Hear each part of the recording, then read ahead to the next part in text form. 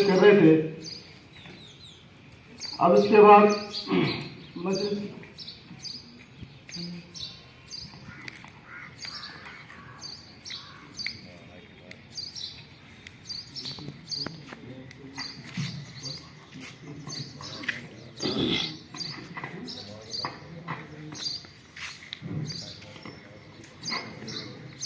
بسم اللہ الرحمن الرحیم.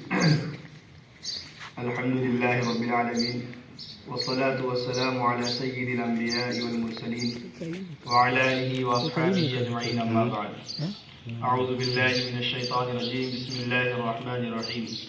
وَإِن تَعُدُّوا نِعْمَةَ اللَّهِ لَا تُحْصُوهَا صدق اللہ العظیم. بزرگوں اور دوستوں اور عزیز طلبہ، اللہ رب العزت نے انسان کو بے شمار نعمتیں عطا فرمائی ہیں، اور ان نعمتوں کے اوپر انسان استحضار کرے، غور کرے تو احساس ہوتا ہے کہ اللہ پاک نے کیا کیا مجھے عطا فرمایا ہے. انہی نعمتوں میں سے جو اللہ نے ہمیں عطا فرمائی ہے، ایک بہت بڑی نعمت ملک کا غلامی سے آزاد ہونا بھی ہے.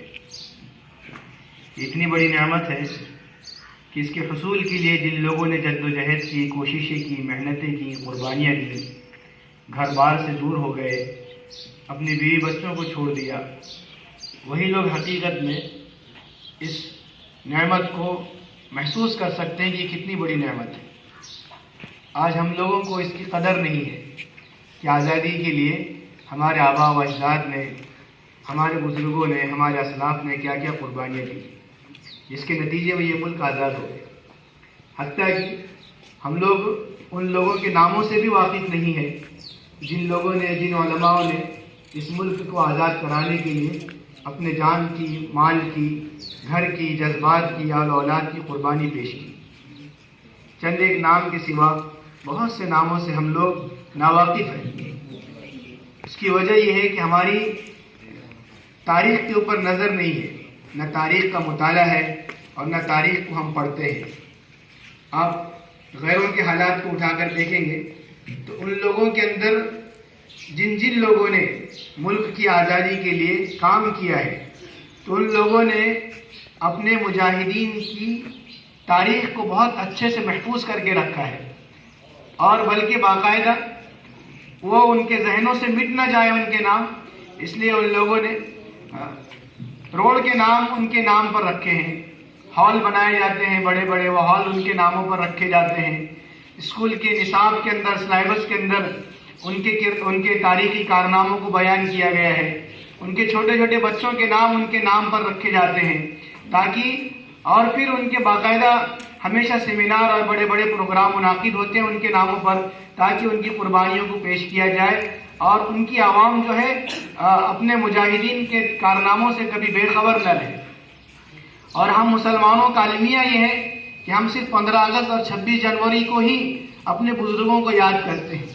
اس کے علاوہ کبھی ہم اپنے بزرگوں کی تاریخی کارناموں کو اور مجاہدانہ کارناموں کو بیان نہیں کرتے، جس کی وجہ سے ہم میں کے بڑے بڑے بھی اور ہماری اولاد اور ہماری نسل بھی ہمارے بزرگوں کے نام سے، ان کے کارناموں سے، ان کی تمام تر قربانیوں سے بے خبر اور ناشنا ہے.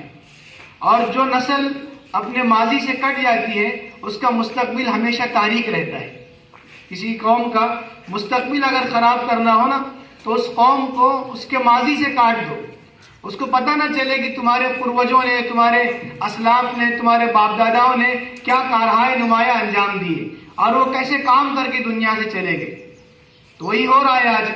اس کے لیے بہت ضروری ہے کہ ہم اپنے تاریخ کے اندر اور اپنے مطالعے کے اندر اپنے اسلاف کی قربانیوں کو پڑھیں، بیان کریں، ان کے نام ہمیں یاد رہیں، تاکہ عزیز طلبہ ہمیشہ ہمارے دلوں کے اندر اپنے اسلاف کے تعلق سے ایک محبت کا جذبہ بیدار رہے.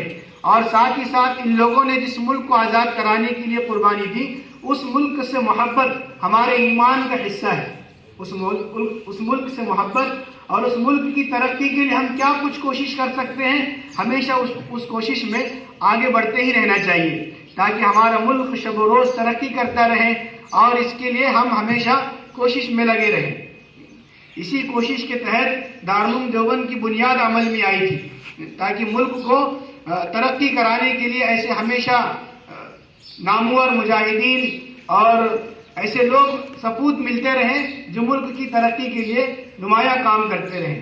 تو دارالعلوم دیوبند کی بنیاد اسی فکر میں عمل میں آئی تھی، تو اس کی تحت دیکھو بہت سارے مدارس پوری دنیا کے اندر پھیلے ہوئے ہیں، اسی سوچ کو بنیاد بنا کر کہ یہاں کے پڑھنے والے طلبہ جو ہیں وہ ہمیشہ ملک کے، قوم کے وفادار بن کر رہیں اور ملک کی ترقی کے اندر اپنی نمایاں خدمات انجام دیں۔ ابھی آپ پڑھ رہے ہیں لیکن پوری قوم آپ کی منتظر ہے کہ جب آپ پڑھ کر باہر نکلیں گے تو آپ کے ذریعے سے قوم کا نام روشن ہو، ملک کا نام روشن ہو، اور آپ ایسی خدمات انجام دیں جس کے ذریعے سے اپنے اپنے علاقے کے اندر ملک کا نام روشن ہو اور ملک ترقی کرے۔ کریں گے سب انشاءاللہ؟ اللہ عمل کی توفیق عطا فرمائے۔ اللهم صل على سيدنا محمد وعلى آل سيدنا محمد وبارك وسلم۔ يا أول الأولين يا آخر الآخرين يا ذا القوة المتين يا راحم المساكين يا ستار العيوب يا غفار الذنوب يا مبدي ومعيد يا مصور متكبر يا ذا الجلال والإكرام۔ یا اللہ رحم کا، کرم کا، عافیت کا، خیر کا معاملہ فرما، درگزر کا، بخشش کا معاملہ فرما، ہر قسم کے شرور و فتن سے حفاظت فرما۔ اے اللہ دنیا اور آخرت کی عافیت مقدر فرما، ایمان پر خاتمہ عطا فرما، بے دینی، کفر و فسق پر زندگی گزارنے سے حفاظت فرما۔ اے اللہ ہمارے اسلاف کے جذبے ہمارے اندر پیدا فرما، ہمارے اکابرین کی قربانیوں کے جذبے ہمارے دلوں کے اندر پیدا فرما۔ اے اللہ ہمیں اپنے ماضی کے ساتھ ہمیشہ جڑے رہنے کی توفیق عطا فرما۔ اے اللہ ہمارے ملک کو نظر بد سے محفوظ فرما۔ اے اللہ ملک کو ترقی عطا فرما۔ اے اللہ ملک سے وفاداری عطا فرما۔ اے اللہ ملک سے محبت ہمارے دلوں کے اور ہمارے رگ و ریشے کے اندر پیوست فرما۔ اے اللہ ہماری دعا کو نبی علیہ الصلوۃ والسلام کے صدقے طفیل سے قبول فرما۔ سبحان ربک رب العزة عما یصفون وسلام علی المرسلین الحمد للہ رب العالمین۔